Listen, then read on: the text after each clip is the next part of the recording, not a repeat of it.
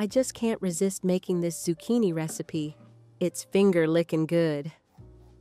We start with 2 medium-sized zucchinis.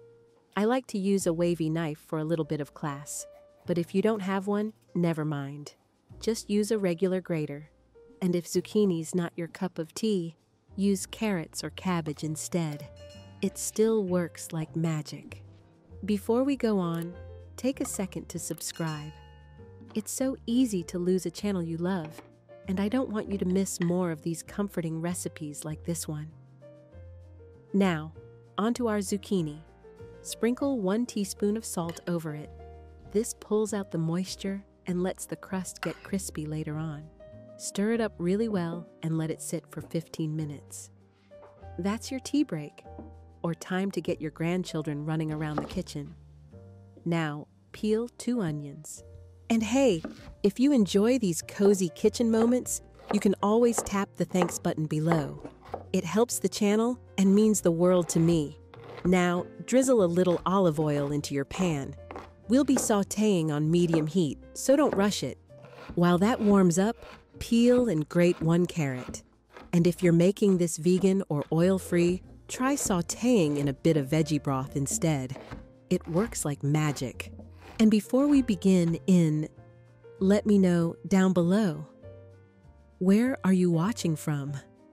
I'm a huge fan of watching this little cooking family from all over the world. And if this recipe's already got you salivating, give it a like. It makes a huge difference. Now, add some olive oil to your pan. We're cooking on medium heat, slow and steady. While that's heating up, grate 1 carrot. Want a vegan twist? Sauté with vegetable broth instead. It's just the same taste. Slice the carrot in the same manner as you slice the zucchini. Simple and even slices.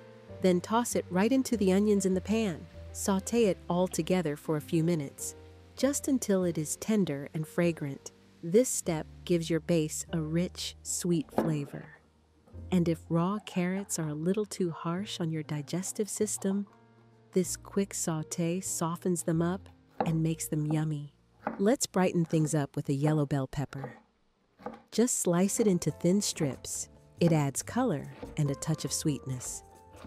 Drop it into the pan and give it a gentle stir.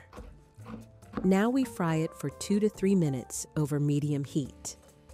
Just enough time to soften it a little while, keeping that fresh crunch. Yellow pepper also smells amazing when it warms up, like sunshine in a skillet. And if you're skipping bell peppers, eggplant works great too. I love how every ingredient here adds its own character. We're building flavor, 1 veggie at a time. Now, dice 1 red bell pepper.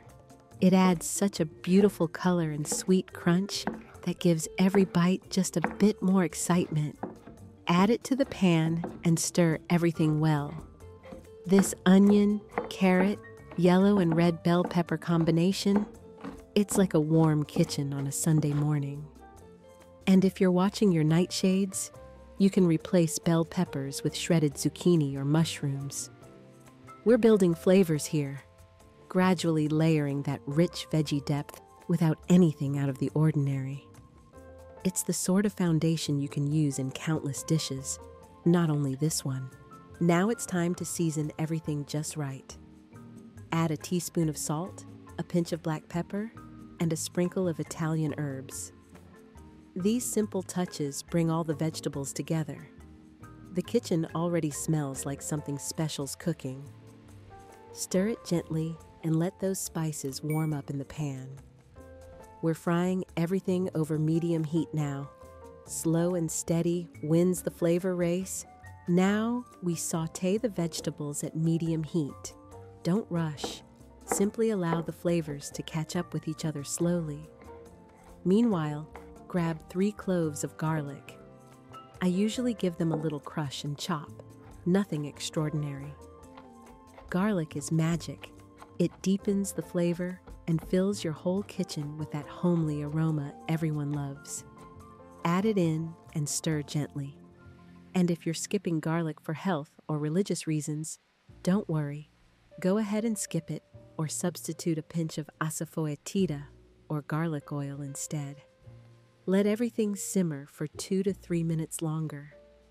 This is what draws out the sweetness from the vegetables and gives them that delicate golden crust. We're almost done.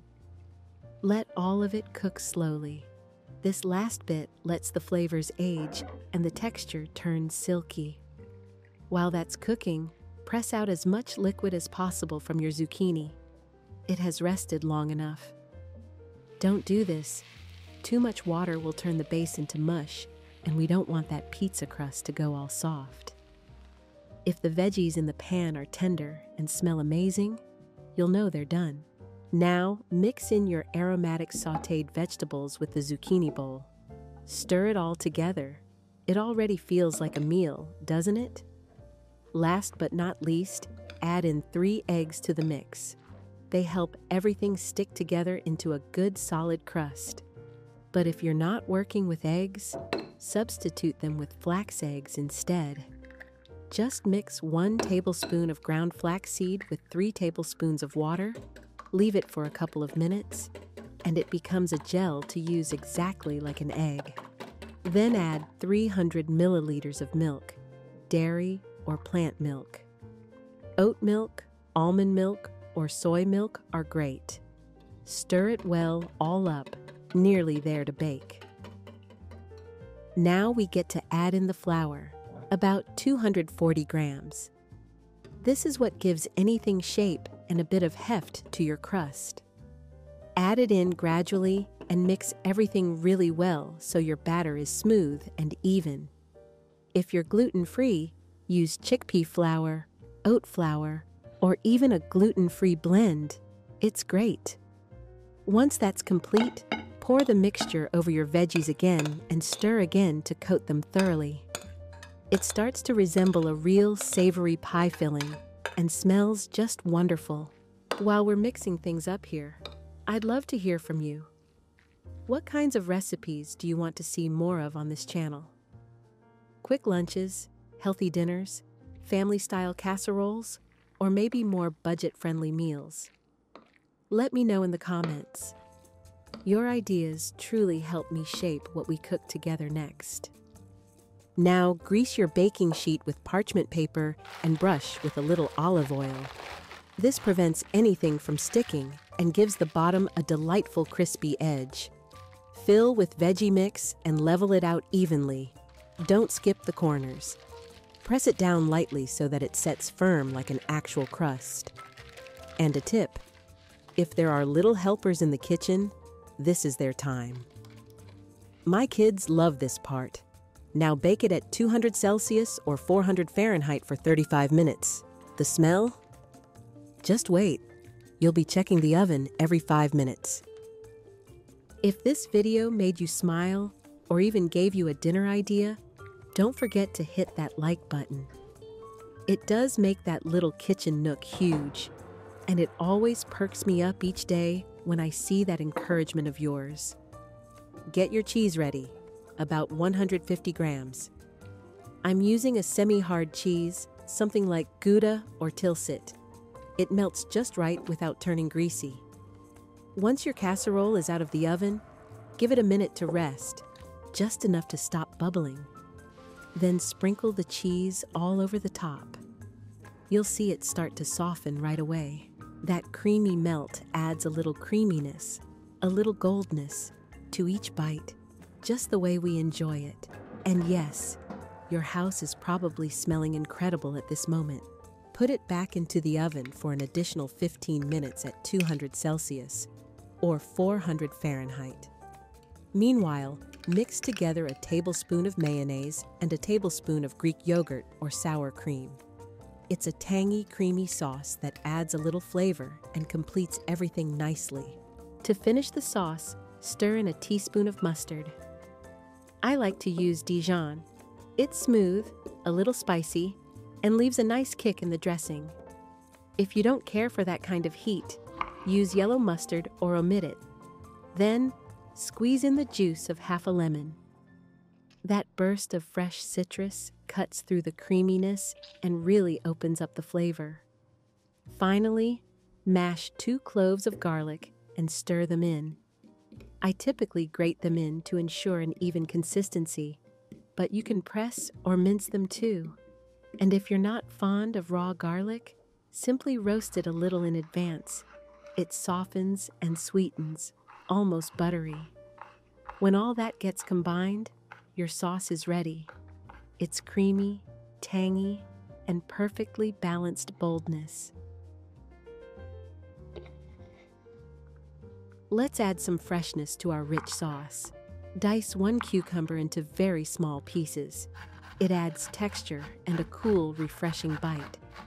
If your cucumber has incredibly thick skin, feel free to peel it first before dicing. Now, finely chop some fresh dill. I just love dill with cucumber.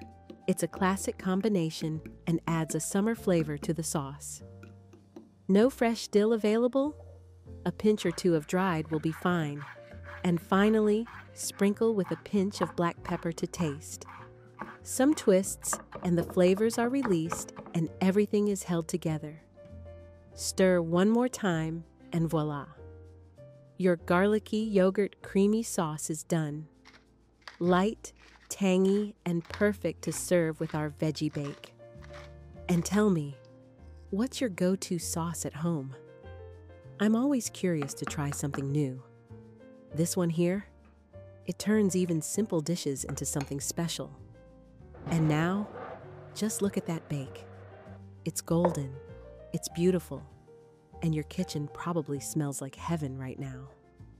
This veggie crust pizza is not only colorful, it's hearty, healthy, and totally satisfying. Perfect for dinner, lunch, or even as a party slice. My husband always returns for seconds, and the kids? They don't even open it up to inquire what's inside. It's just dig in. It's that good.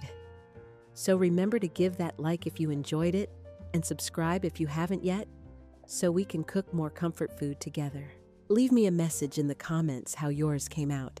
I love hearing your kitchen tales. Thank you for spending that time with me, and as always, bon appetit, and I'll catch you in the next video.